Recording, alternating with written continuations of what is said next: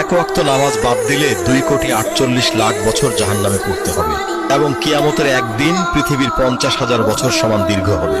আপনি আপনার বন্ধুদের কি ধরনের ভিডিও শেয়ার করেন?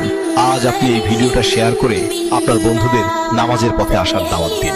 একদিন হযরত ইব্রাহিম আলাইহিসসালাম আল্লাহর হুকুমে তার স্ত্রী হাজেরা আলাইহা এবং তাদের কোলের ছোট্ট শিশু ইসমাইল আলাইহিসসালামকে রেখে গেলেন এক তপ্ত মরুভূমিতে, যেখানে কোনো মানুষ নেই, পানিরও কোনো নামগন্ধ নেই। তাদের সাথে ছিল শুধু এক মশক পানি আর সামান্য খেজুর। কিন্তু অল্পদিনেই সেই খাবার আর পানি ফুরিয়ে গেল। শিশু ইসমাইল তৃষ্ণায় ছটপট করে কাঁদতে লাগলেন।